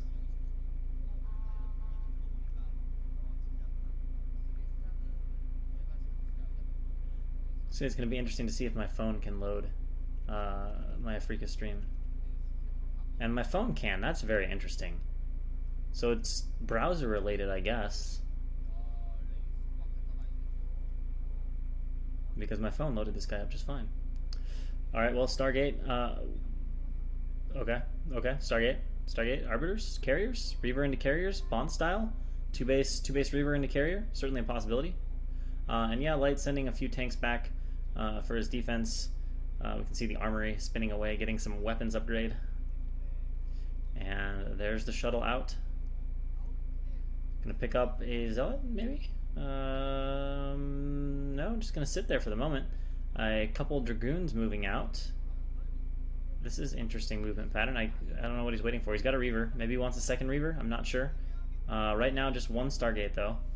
So we don't know yet, Carrier Arbiter. But the fact that there's not a Citadel, as far as I've seen, strongly speaks to Carrier. And let's see what Harangue decides to do with that shuttle that he's getting right now. Oh, okay, SCV's going to die here on the high ground pod. Bam, 2 more shots from the Dragoons. And more tanks pouring out here for Light, who's like, I expected to be harassed, but nothing has happened. He's got a Wraith in position, and perhaps Rank 2 just had a feeling this would happen, so he's keeping the shuttle at home and looking to use it more for defense. And, alright, so indeed Carrier, so yes, we have the Bonth trademark stamp of approval play right here. Rank 2 going for that 2 Stargate. Carrier, ooh, the scan doesn't... Oh, it does see it. Okay, but it only sees 1 Stargate, so he's going to have to wait just a little bit to follow it up. You know, there's always a chance right now from Light's point of view that this could be Arbiters, could be something like that. Ob's coming into the base, seeing Light withholding some defenses, and oh, Light paying attention very nicely. Scans that Obs. Will he be able to kill it before it runs out? Oh, wow, really wants to kill the Obs, though. Willing to burn a second scan on it. We can see a second armory coming up very fast from Light here off of just 2 bases as well as the science facility. So Light getting a whole boatload of tech and not a whole lot of anything else due to that investment. And now the dropship is heading out, but of course it flies over the probe, but Light drops off a Vulture to finish off that spotting probe. And we've got some Carriers on the way. And the question is, what is at home to defend here for... Oh, actually, no, Light is just not even going to bother dropping at this point. Because I was a bit worried for how much defense Harangue is going to have. But looks like he's going to be fine. I think he only has like 3 or 4 Dragoons, so I was like worried if it was a 4 Vulture drop and the Dragoon count was that low. Might have gotten some good probe kills. Harangue adding a few gateways, so it looks like he's going to play with a bit of a... Actually, he's only got like 1 Dragoon. This is so greedy from Harangue. Like, this is like wildly greedy. I don't even know what to say to this play. I wonder if Flash would have done something different. Just because, I don't know, he's made like 4 units. A Reaver is nice for defense, but I mean, it's like 4 units. There's like 2 Dragoons and a Zealot out. It's a little bit unfortunate probably for Light that he didn't actually commit to dropping. Oh, good reaction from Harangue, and the Vulture goes down without delaying the probe at all. And another scan to kill this Ob. He really is having to burn those scans on those Obs, but he does kill the Ob. So now he's reduced the map vision from Harangue 2 significantly. Harangue has 1 spotter at 3rd base location for Light, and nothing else really on Harangue's side of the map. Goliaths are being produced, so he's definitely now aware of the carriers. If he wasn't 100% from that first Stargate, he's already made 4 or 5 Goliaths, which is more than you'd make for 1 base Arbiter play, or 2 base Arbiter play. 1 base Arbiter is the little troll build on TL right now from Flash that he did in some PvT against a like 1800 Terran. Poor guy gets 1 base Arbiter. Alright, so Harangue's got like 4 units and a Reaver. This looks really, really scary from Light right now, to be honest. But let's see what Harangue can do. maybe he has just a smidge more. Does he have more? Oh, no, okay, he's got a little bit more of a ground army now. He did add 4 gateways. Reaver's being laid down. Goliath shots are going to target fire that shuttle down pretty quickly, and we've got an engagement, so the carriers are there to soak the Goliath fire while the Dragoons clear out the tanks, but that is a nice position there from Light. Now, it is on the low ground compared to the high ground, but that doodad feature there is proving to be very nice. And Harang wants to push this forward, and so here we go. Harang trying to come in here, but nope, he's going to have to back up and just needs to buy time. If he can get out 4 carriers, maybe another good round of Dragoons, that'll be very good for him. And in the meantime, Light is going to expand behind this, as is Harang. So Harang's feeling pretty confident in his defense if he's willing to expand behind this, and indeed Light decides, you know what, I'm not going to push this issue, at least here right now. He's going to swing around Vulture and Wraith attacking that pylon. That is going to give Harang a bit of spotting, and now Light is going to move up onto a high ground pod, which is a better spot for Light to be, but Harang has snuck over a pretty clutch Dragoon here and is going to kill the SCV building the command center, slowing down that mining from Light. And let's see, looks like Harang is going to join up his carriers. Yeah, I think I see, there you go. Now he is joining up his carriers. Keep in mind, though, that is a lot of Goliaths. The challenge here for Light is if he wants to be aggressive, he's going to have to attack uphill onto a high ground pod from Harang, who is now adding some Zealots into his mix and has a pretty beefy army up there, has a supply advantage. And Light perhaps just going to pull back this time. He has cleared out the Dragoon from his 3rd base, and we'll be able to work on making that. And then he's going to have to deal with Harang 2's carrier mass. So Harang 2 is now in the kind of position in which he could extend the game to a game 4 or game 5. And we got a little 4 Goliath drop over here at the Nexus. Carrier should be coming shortly to clean that out. Light's army not doing anything scary behind this, so going to be pretty comfortable for Harang to clean out. But the Goliaths will probably... Oh, no, actually, he's going to try to pick up and get away, but is the dropship fast enough? Yes, it is. It escapes the wrath of the carrier, so that turns to be a great pickup. I was worried that he was just going to pick up and get sniped down, but not the case whatsoever. And carriers back to the base to defend. And let's see, Harang, of course, 0 ground upgrades, because when you're doing a build like this, all your money's going into just getting out a few carriers. Light, we can see, is already at 2-1. That's a really fast 2-1. Like a 12:30 2-1. That's pretty quick. Cranking out those upgrades. Harang 2 moving on to the high ground pod. Observer sees it though, and Harang 2, I don't know what he's doing. He's having some difficulty with these Dragoons. This is very odd. Very uncoordinated attack here from Harang, and is it going to cost him? I think he needs to move off this high ground pod, but he's going for it. He's going for it, but I don't think he's got enough because his carriers aren't here to support this army. I don't understand this attack at all from Harang 2. Now the carriers are there, but no Goliath fire was soaked up. So did Harang 2 just cost himself the game with that? That felt blundery. That felt very blundery. I can't think of any reason he desperately needed to buy time. He could have just pulled back like 1 high ground pod and then sent in everything. He does still have this Reaver that is awkwardly crawling around the ground. A few more carriers are out, and I am kind of rooting for Harang 2 because I want another EffOrt game. I would like to see Harang 2 extend this series to 2-2. Well, I guess Light is not going to continue pushing, but notice the supplies definitely got much closer after that engagement. And we should have 6 carriers now for Harang, more factories being added for Light, and we are headed into a major macro game type scenario now. 4th base going down for Light. Mineral only 4th base. That may result in a hell of a lot more turrets and perhaps some vulture bikes being added into this mix. At some point, it is good to get some vultures in that army.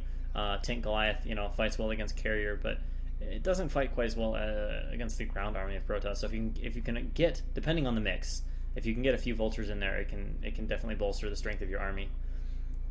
But of course, it's always a matter of fine-tuning. If the army is very heavy on the carriers and Dragoons, the Goliaths aren't so bad. If there start to be a lot of Zealots in there, a few less carriers, then it becomes great. And now we've got this dropship coming in here, and this time the dropship might serve as a distraction.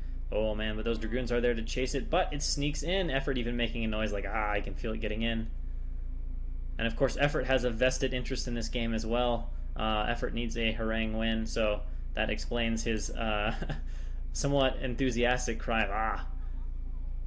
And of course, this time the dropship was a nice diversion for Light to move across the side of the map. And now moving on to onto the low ground pod is Light, and onto the high ground pod is Harang. And it looks like Light looking to force a major engagement here. And concerningly for Harang, the supply is only ever so marginally in his favor. And remember, some fantastic upgrades from Light. Harang, let's see, we're going in. Here comes the engagement. Everything running in from Harang. Our Ob zooms out. And can he do enough? He is fighting from the high ground. So far, this looks okay, and the tanks are being picked off. Now, if there's a storm here, I think Harang 2 is going to hold, and it looks like a big hold. EffOrt seems excited about this. He's saying, okay, there's a few tanks left over, though. Harang needs to be careful not to overextend, and he doesn't. So he holds, and supply swings a little bit more in favor of Harang 2. Plenty of carriers up on the high ground. Now, there are still 3 tanks left with this, but Light is not reinforcing this. So, okay, now we've got some reinforcements, and that is a lot of Templar behind this, which should be nice for clearing this out. Oh, these Templar, though, need to be carefully controlled. EffOrt changing the size of his stream ever so briefly here. Oh, EffOrt, no! I guess he's switching to this feed. Oh, this is pretty now. Okay, cool. Alright, so we have our feed restored to us. And those 3 tanks sitting on the high ground pod right now. Reinforcements coming up finally from Light. And Harang 2 just doesn't seem to have quite the production, to be honest, that Light has. And now there's a lot of Vulture Bikes in here, and oh no, big Templar snipes. Harang, save your Templars. Okay, that didn't go as bad as it could have. A few mines there in the gap, and Harang 2 very much playing this defensively right now, just kind of camping his carriers on the high ground pod. Harang's got his 4th base up, going to get a few snipes on the Goliaths. Or perhaps the vessel? No, it actually is going to get a tank or 2, so nice pickoffs here. And is that enough to trigger an attack from Harang? It might be. Yes, it is. Alright, so those interceptors will keep the Goliaths very busy, and with only 2 tanks in here, I think the ground army should be sufficient. A bit of a blunder there from the carriers from Harang 2, flying a bit over the Goliaths, but the ground army fighting very well, and just 2 tanks left. I think Harang 2 is going to finally clean this up this time. Would be nice to see that last tank fall, but only a few Goliaths left. Definitely enough for the carriers to overrun this army, and this battle swings firmly in Harang 2's favor. Gonna pick off the last tank there and chase it back with the carriers. Harang 2 driving Light back on the map a little bit, and we'll see if he continues to sort of push this bottom position there, as Light is trying to establish a 5th base right now at 3 o'clock. So Harang 2 clearing that out, and yeah, this CC is gonna have to... Oh, it can't cancel, it's just gonna die. I don't think Light can save it. The carriers, I think, are already doing too much damage, and they're at pretty good mass right now, so they will be killing CCs relatively rapidly. So yeah, that CC will die. No 5th base from Light, but some nice Vulture Bikes here, getting some snipes on the Templar, although pretty good shielding, all things considered. And now with the map killed off, or the army killed off for Light here, Harang is free to harass the command center and really getting good focus fires down on these turrets. No Goliaths here to support them right now, so he's cleaned out a lot of the turrets defending the base. And oh, a nice decision here from Harang 2. I like it. He's going to kill the gas. That is annoying. That leaves Light with only 2 gas. And let's face it, when you're trying to make tank Goliath, gas is at a premium for sure. So a base kill and a gas kill here from Harang 2, and I like the way he's currently playing this game. Oh my gosh, Terran has another CC over here. The carriers are going to finish that off, and look at Light. He's just forced to go back and defend. And double CC assassinations, gas assassinations. Harang 2 swinging the game solidly into his favor now. I was a little bit worried for him earlier, but now I would say Harang 2 looks to be at a decent advantage. Supplies are still close, but we see how effectively Harang 2 is fighting with his army, and we see the general strength of this carrier play. And of course, Harang 2 now has this position here where he can just come in here and harass so easily. Again, another kill, probably on the gas. Whoa. It was like the replay. It was like it was a replay and it was suddenly fast forwarded. Alright, so do we have a repair on the gas? No, I think the gas is just going to die. So the gas falls for Light yet again, being forced to work off just 2 gas. And now we have a big push from Light. And wow, that is a lot of tanks, but are there a lot of Goliaths? If not, then the carriers will probably just come in there and clean up. Oh, there's quite a lot of Goliaths. Alright, this is a pretty scary push from Light. Let's be honest. There's like 2 groups of tanks in there, and quite a few Goliaths. Some of this will depend on the initial engagement and just where the Goliaths are positioned. Oh, actually, the carriers are totally off the map right now, so we're going to have a committed counter, and no, Harang 2, you cannot attack that. throwing down a few pre-storms here, trying to prevent the Goliaths from chasing up and the Vultures from coming in for Templar snipes. And in the same time, Harang 2 is going to counter, so he's going straight for the base. This is an interesting decision. Harang 2 is going to try to use the high ground pods to defend and then kill off Light's third base. While this happens, Harang 2 forced to evacuate his fourth, but notice he does still have 12 o'clock position, and he is killing off all the turrets. He's picking off SCVs at the base. That is a huge army, though, from Light. That's at least 2 groups of Goliaths. Now, if he can hit some amazing storms, that would be very, very good here, but it doesn't look like he has storms, and they're at least, at the very least, they're not going down. And Harang 2 using those high ground pods to delay Light as much as possible. He has killed the command center, but Light has perhaps reestablished a command center at 6 o'clock, and we'll see if this pays dividends for Harang, who is just going to continue his attack straight into the main base. And if he buys enough time, then things get really bad for Light, because now he's over the factories. There's no turrets in the main, so he's going to delay all reinforcements. Let's see. It looks like the engagement is going to be forced right now. Harang committing? No, Harang pulls back. Just some rallied units. Oh no! Oh no, he's killed off enough scanners that there's no scan, and there's no vessels. I didn't notice that. When did Harang 2 pick those off? Oh, the vessel. Okay, he didn't pick it off. The vessel going AFK, but those are some good kills for Harang. And one last contingent. Everything is going to be put into this for Light in terms of reinforcing Goliaths, which makes the decision to make Templar excellent, except the decision to make Templar and not re-rally your gateways is less excellent. Not enough energy to storm with them. And this is it for reinforcements. So we're going to get perhaps a weird battle here. Let's see how much of this army gets whittled down in the process. A lot of this is going to come down to Light's decision-making as he splits his army. But Harang 2 has killed basically all of Light's major production. Killed some depots. I'm assuming he's killed the armories. And still has mining from this top base. It looks like he did go kill off Light's base at the bottom position. A few Goliaths sent here trying to get snipes off on those carriers, and if he could get a few snipes on those carriers, it would certainly be huge. Harang 2 is going to have to micro carefully against these guys in the open field. He's doing an okay job of it now. Light chasing, trying to pick off the carriers. No cliffs for them to abuse right now. Looks like the micro is pretty good from Harang, and I'm only seeing maybe a few Goliaths with that army, but no, there's a few others that are going to be joined up. So let's see here. Harang 2 coming back, trying to whittle this down, save his base. We'll see. Yeah, he's pulling an attack from the high ground, and I think there's going to be some low ground, some army reinforcements, some ground army reinforcements coming out of the main from Harang 2. Not all that many Goliaths left, though. Only about a control group. I mean, a control group is still powerful against carriers, but the rate at which Harang 2 is killing them right now is quite high, and there shouldn't be all that much in the way of reinforcements, and money's still good for Harang 2, not in danger of running out of interceptors. I'm thinking he's going to take this engagement here. Goliaths trying to chase the carriers, but they cannot get to them, and Harang 2 has picked off almost all of the Goliaths now. We can see there clearly are no reinforcements against the map, so let's see if he can get some of the tanks now, as he is going to chase this away. And the Zealots are going to come over here, and I don't know where they're headed, perhaps down to try to deny mining bases for Light. Has Light rebuilt anything in his base? No, his factories are still floated off. Although, the one thing I will say is the supply still heavily favors Light, but Harang 2 looks scary right now. Although he's not mining, so there is definitely interceptor money concerns. These Zealots are actually going to be really nice right now, because they can start attacking these turrets that Light is trying to set up, and anything that Light can do to kill interceptors right now is fantastic. Shutting down the last mining over here, going to finally come back and kill these factories off definitively. No Goliath production really going on, picking off CCs. Yeah, I guess picking off CCs is as good as picking off a scanner. They both kind of get the same job done.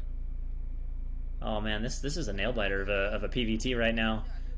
You don't usually see games where Protoss is behind 30 supply and think, I feel like Protoss has a good chance to win. But a lot of Light's supply is tied up in SCVs and gases and other such things. But man, definitely a stronghold from Light down here. But the big issue for Light is, oh, whoa, that's pretty significant, though, that Vulture went over there and denied the base. That means Harang 2 is kind of committed now to not mining. That does change the flow of the game. I thought Harang 2 was establishing a nexus, and I was like, okay, well, then Harang 2 can mine, keep making interceptors, etc. But here we go. This is probably going to be the definitive engagement with Harang not expanding. He needs to have enough interceptors and money to just pick off all of these Goliaths and overrun the position. If he does it, he definitely wins the game. But if he can't do it, if he runs out of money, then it's going to be Light's game. Most of the Goliaths are dead now, and it's just a matter of dealing with the turrets. There's a lot of interceptors still left, although there's a lot of turrets still left too. It's all about the money. Although he's killed off all of the ground army right now, and I think Harang 2 has done it. I'm feeling pretty good for him.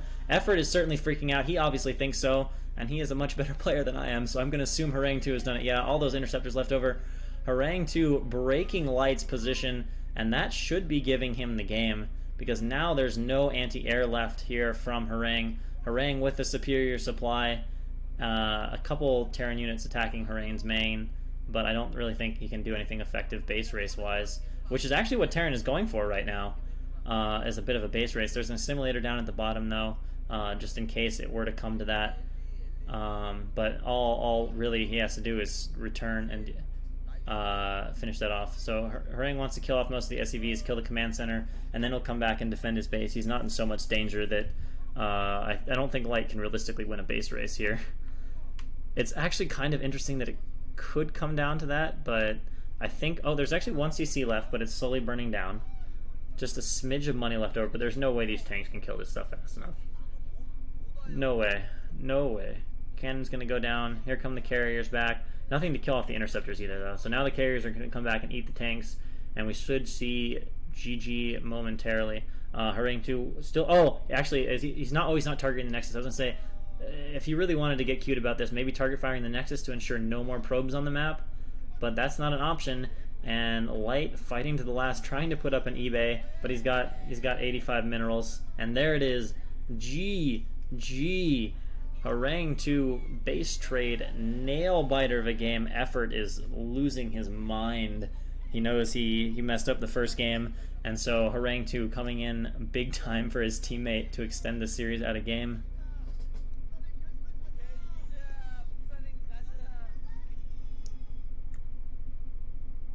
Alright, so a recommendation here is that I try deleting my cache and going for a full Afreeca reload. So let's see, I know where that is. I've done this before. Browsing history. Let's clear cookies and let's clear cache. Hopefully this won't kill my stream. It shouldn't kill my stream, so let's do that. Clear that. Close this. Reload this. Switch over to this guy and see if we'll do one more clear just to make 100% sure. See if we can get a stream back. The ideal feed back for our ace match. Will EffOrt send himself in the ace match? I imagine so. Actually, I still don't know who makes the decisions for these. I don't know if this is just the team comes together and talks, or if there's a formal team captain that makes the official decision. All right, let's see if we get lucky and that fixes this. Ooh, it might just have done it. All right, that seems to be the solution. That seems to be the solution, folks.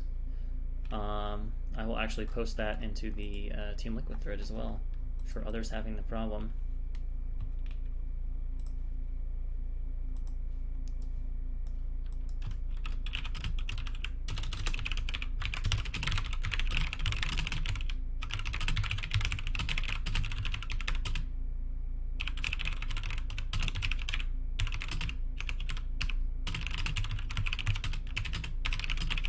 Reloading the stream.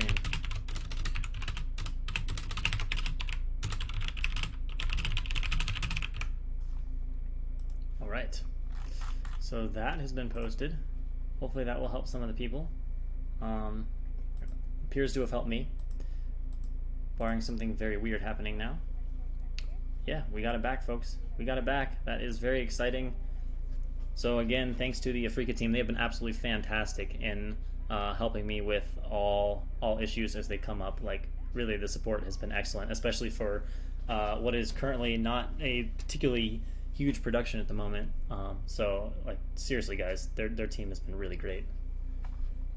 I really can only thank them for the support we've had. And we get to see an ace match. We have EffOrt as our Zerg player against Light. Does it get any better than that? Does it get any better than that? And the answer is no. No, it doesn't. Ace match, EffOrt versus Light on what was our set? Oh, we didn't see that. We didn't see the BJ game between the two female streamers. the BJ game. That's not definitive because all of these guys are BJs. The female BJ game. Somehow it must have been very quick. Probably ZVP, so probably something happened with Lings, and Lings just instantly won the game. Either a 4-pool or like a 9-pool speed or something that just instantly took the game. Alright, so we're back in the game with the main feed, which is sweet. And we know something for the future, that if we have this loading error, we probably have a solution that can work for that. 3, 2, 1, and cue our commentators hyping up the ace match. Also, if there's anyone here that is familiar with the Korean broadcast, the Korean broadcast showed the middle guy, I think, as caster, and the right and left-hand guy as commentator. If anyone knows what that distinction signifies in that context, I would be genuinely curious to know. I think the way it's usually talked about for sports is you have like your color commentator, and what's it? Color commentator is your like expert guy, and then you have your sort of play-by-play guy.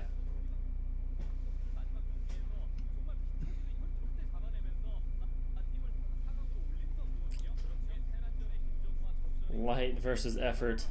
That's some top tier stuff. Let's hope EffOrt looks a little bit better than he did in his loss earlier against BeSt. Let's hope, because he looked a little shaky. That was not the best we've seen EffOrt at.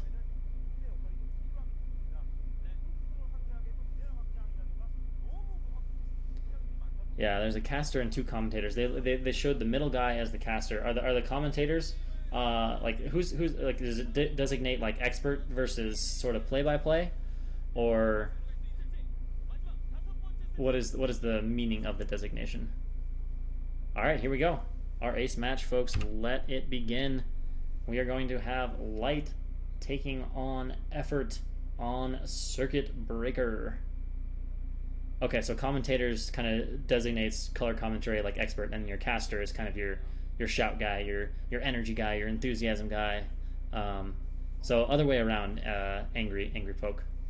Caster's sort of like, I guess, yeah, like Gracie's saying, sort of like the MC, the host, kind of most in charge of filling idle time and adding energy and stuff to the cast. Probably similar to the traditional sort of color commentator with play-by-play, typical like Western sports broadcast feeds that we're all used to. All right. So at the bottom left-hand position here at 7 o'clock, we of course have EffOrt as the brown Zerg, and in the top left-hand position at we'll call it 10:30, we have Light as our blue Terran. Probably not EffOrt's favorite positions. I'm guessing he likes that a little bit better though than having Terran at bottom right, due to the way that if the game goes late, Terran can kind of sprawl and just easily head that direction, and his natural expansion path brings him closer to EffOrt. Oh, I can remove my face now because we are not commentating over a broadcast. So let's go here and kill that. Bam. Pop. Pow.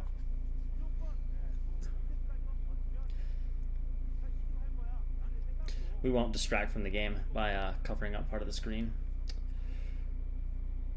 And Overlord is out for EffOrt.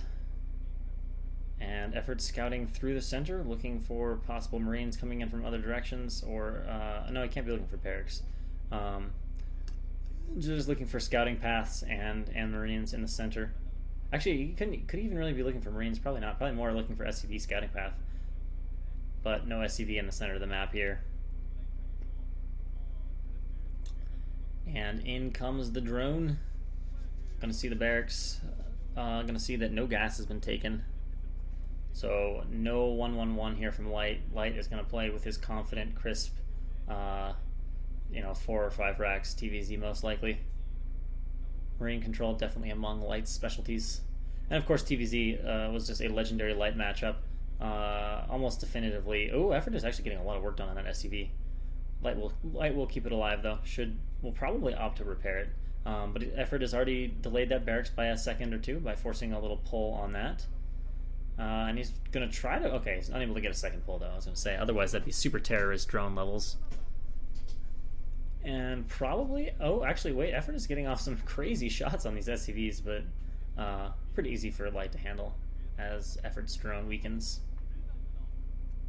But yeah, I mean, you know, peak Light TVZ was peak TVZ in all honesty. I believe Light was close to 66-67% win rate in Kespa era. Only Flash had higher, who was over 70. I know Fantasy was around 60%. Lita had pretty good TVZ win rates, but I don't believe anybody else was higher. There were a lot of Terrans that were in like the low 60s, but I think Light was the only guy aside from Flash to really push it up into the 70%, the high 60s. Bogus was a little bit over 60%, if I recall. I don't remember who else. I don't think anybody else had great TVZ that would have been up in that. Yeah, might have over 60% win rate territory. Now Light, I don't know. I've always had the sense that Light is not quite as sharp. Like Kespa Light is better than Afreeca and Sonic era Light, but you know when your TVZ is that good, it's still good. I mean, we see that also even with Stork. You know, Stork is noticeably weaker than his Kespa days because he's not playing seriously. Serving more as an entertainment streamer than a I'm going to compete seriously semi-professionally streamer. And his PVT is still frightening to the point that he can even give Flash a hard time. I don't actually know what their win rate is in spawn games, but I know I've seen some good solid games between Stork and Flash. Oh, nice little run out of Marines there from Light, but EffOrt, as always, paying complete attention. And I mean, he's got 520 APM, so he ought to be. Obviously likes to cycle his control groups, but I mean, EffOrt is among the top 3 or 4 most mechanically gifted pros of probably all time, certainly of the scene right now. Oh, trying to get the surround off on this SCV. Of course, Light has his minerals; he can always slip through. And wait, is speed done? No speed. All right, so EffOrt splits a Ling off and is going to send the rest of his Lings. Oh, he's got a few more at home though. Going to try to catch this SCV at the bridges. Close, but no cigar. But he does block Light from scouting. Of course, Light is getting a little bit of intel. He knows that EffOrt has made some Lings, so he's just going to stay pinned back there, back at his ramp at that depot. EffOrt poking in, trying to feel out what's in that mix and get a feeling for what Light is doing. And this could come as a subtle surprise for EffOrt, that there's 2 racks, because there's no Marines that have been shown. Now it would be even cuter. Oh no, never mind. There's enough Marines there that EffOrt knows it's 2 racks. That's too many Marines to be from 1 rack. So I was going to say it would be a little bit cute if Light was keeping 4 or 5 Marines back to make it look more like a +1 5 racks and then came out, but EffOrt will have seen that the Marine count is high and should be prepared at his front with 3 Sunkens. Finally, Light's SCV will die, but Light has gotten a very nice scout off, and there we go. Now we have this little bio ball move out here. Oh, actually, ooh. Wow, I'm really surprised by that. This could get just a little bit tense. EffOrt needs to buy time with his Lings right now. Needs to scare Light, and that's the first of it. But you can see Light's pretty insistent on this. I hope EffOrt hasn't messed this up. This is going to be tight. I mean, he didn't throw down those Sunkens until Light was out on the map. EffOrt circling back, trying to get a fireback kill. He gets one, but I think Light is in the middle of attacking unmorphed Sunkens, and EffOrt, I think, has messed this game up. Is he going to cost his team the ace match? Light punches right through as expected. He needs to have Muta popping to have any chance here, but there's going to be a drone barbecue on the way up, and these Marines are going to be all over here. It looks like Muta are morphing from the larva, but can he even get his Muta together? Light immediately kills one, and EffOrt starts microing. Will he be able to get those Muta out in time to defend? He didn't lose tons of drones. He definitely took damage, but he didn't lose incredible numbers of drones, but he looks like he's about to lose his natural. EffOrt only has 5 or 6 Muta, which don't one-shot Marines very effectively. He needs to micro for his life right now. Light is sending in reinforcements. EffOrt's doing an okay job, but if those reinforcements link up, the hatch will be very, very vulnerable. EffOrt trying to camp this now. It looks like he's got enough to camp it, but his Muta are being weakened and a few Lings out. He will clean this up. A clutch hold from EffOrt in light of what that could have been. Oh, wow, accidental puns. Yeah, in light of what it could have been, but EffOrt is taking some damage. I mean, he's not sitting 100% happy now. Granted, Light did play this with 2 racks. Now, we haven't seen if he's tech behind this, so he doesn't have the crazy Marine count to like pressure a third base and stuff, but if he's going for fast tech behind this, EffOrt is going to have some difficulty. And for the moment, EffOrt looking like he actually is feeling far enough behind, or maybe he's just killed enough Marines and the barrack count is low enough that he can switch to mutiling pressure, because that's what I see on the map right now, is mutiling pressure. So let's see how EffOrt's control is looking. Immediate turrets going up for Light that are also serving as sort of pathing units. Wow, medic healing so good when only a few lings can attack at once. And good start for Light here now on the defense, but EffOrt is going to move in with those lings, harass the turrets a little bit. Marines are afraid to link up, but wow, that is really nice turret positioning by Light. If the mutas run into that center location, they are taking a heck of a lot of turret fire. And no, he has 4 barracks right now, so he actually does have enough to pressure. More muta coming from EffOrt, and is he going to transition here, or is he going to commit to pure mutiling all in? At this point, that is one option that Zerg often has if there's enough production. I mean, you can switch to mutiling, and it can definitely be dangerous. It's a low eco way of playing if you're a bit disrupted. But now Light looks to move out on the map, and no, we don't see a continued ling flood from EffOrt, so he's going to switch out of this. Is going to try to switch into macro. Small group of M&M out on the map here for Light, and EffOrt moves in trying to pick off a turret. Light goes for the repair, can't get it. Muta are forced out, but keep in mind this group of Marine and Medic is out on the map, and I don't actually think EffOrt is aware of this. So EffOrt is about to get his third base denied, and he's just committing some Muta to harassing the gas and other such things, which is nice, but not as valuable. And now EffOrt, let's see, how quickly EffOrt reacts with this Muta tells us probably what he thought. Maybe he did know about this, but I don't know. Now his Muta are turning around. He's not going to be able to save that base, though. At least I don't think so. I think Light is far enough ahead, although actually it's coming across the map pretty fast. I think Light's there far enough that he just stims and right-clicks it before anything can get to it. Let's see if EffOrt goes for the cancel. How much does he have left before he can cancel? And we've got a bit of a split of Marine and Medic from Light, and we'll see if EffOrt can handle Army in 2 places. He is throwing down a couple Sunkens, but he's got a micro in 2 fronts, and he's got a dangerous force coming to his front as well, and not a lot of units there. So yeah, EffOrt is forced to sack that base now and pull back to defending his natural. He's got a lot of lings coming in here, and the Medic is far back, although the one Sunken is target fired down pretty quickly, and EffOrt commits to trying to save the 3rd hatch, and I think he can actually do it. Now, if he defends at home, it's really good for him, but we do see some units going in behind the minerals there. Drones being run at the natural. I don't know how much damage was done. I don't see tons of drone blood. Lots of ling blood, but not a lot of drone blood. And holding that 3rd base is a big deal. A few Marines coming out hunting for drones. I don't know why EffOrt is sending these drones down here. Like, oh, I guess he's worried about his hatchery. Needs to keep that alive too, because keeping the natural alive is similar to losing the 3rd. Not quite as devastating. But alright, the Muta are back now, and EffOrt can camp this. And again, clutch play out of EffOrt right now. Barrack count's going up. We're about to have 2 vessels coming out from Light. No tanks. Apparently Light is... I don't know what the heck Light is doing over here. He's building a depot and a turret? What? Why was there a depot? I have no idea why there was a depot being built. I can see why maybe you'd build a turret there to be a pain in the butt and stuff like that, but a depot? That was interesting. That was interesting. Alright, so EffOrt, despite a bit of a blunder early game, it looks to be playing his way back into this, but we do need to get an update on EffOrt's tech right now, because now there's vessels out, and we haven't seen lurkers yet, and of course, Muta against Vessel becomes very fragile.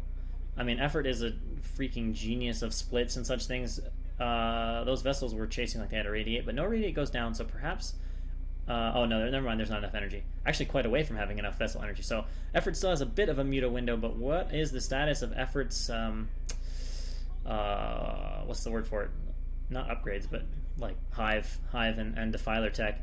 Muta swinging around here. Of course, we see 2 dropships, and this will be the next tough phase of the game for EffOrt. Anytime you're a little bit weak on eco, those dropships, you know, when you're defending with low unit counts, trying to defend those key positions, difficult to do against drop play. Everything just has to be in the right place at the right time. Scourge going down,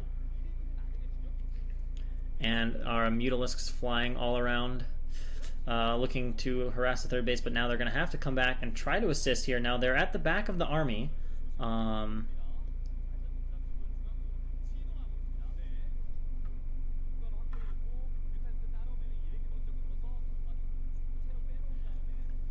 And dropships load up here outside the base.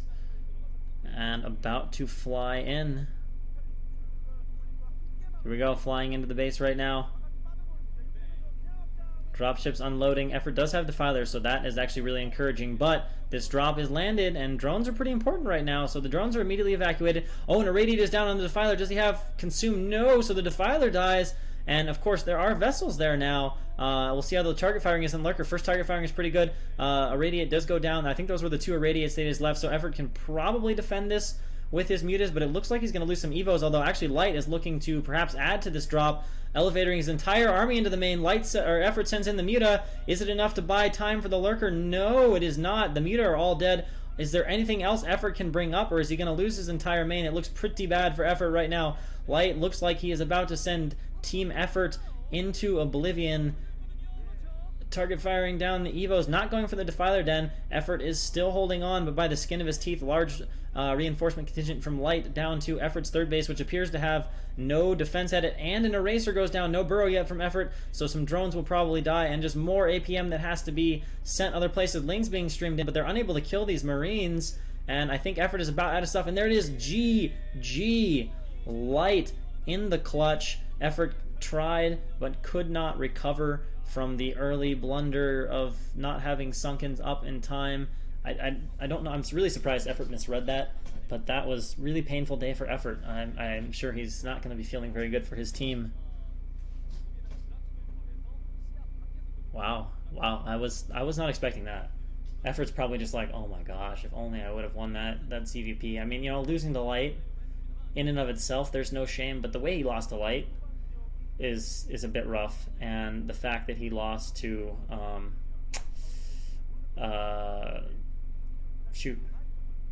BeSt is going to be a little bit disappointing. I mean, BeSt actually has okay PvZ, even though he has the reputation of like dosers, right? He still has pretty decent PvZ, all things considering.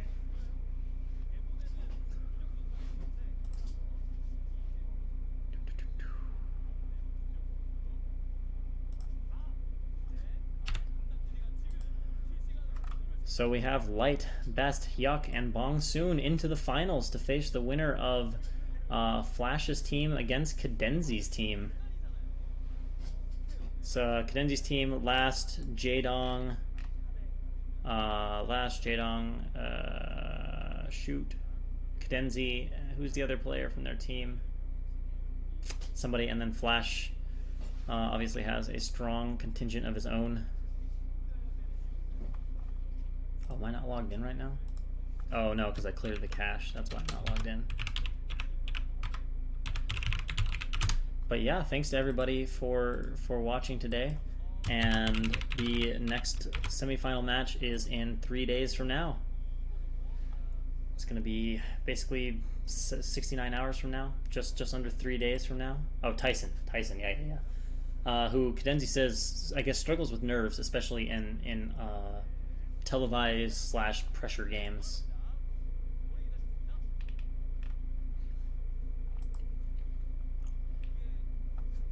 So we'll see. Oh, we actually will get what? Wait, does Flash's team have Darren? No, right? Flash's team has Stargirl, I think. So not the strongest team. Yeah, here we got the teams here. Yeah, so Flash, Stork, Calm, Stargirl. So Cadenzi should win against Stargirl. But then we have last Flash, Jaedong, Stork, Tyson, Calm. I have no idea who will win between Tyson and Calm. Calm looked horrible in the first game we saw of him, but Tyson didn't look great. And I think Tyson and Calm will meet. But then the question is, who meets? I guess Last meets Flash, Jaedong meets Stork, Tyson meets Calm. I think it's usually just organized by tiers like that, except for Ace Match. JD versus Stork. That would be interesting. We saw Stork do a nice proxy 2-gate to get an unexpected win over Sulky.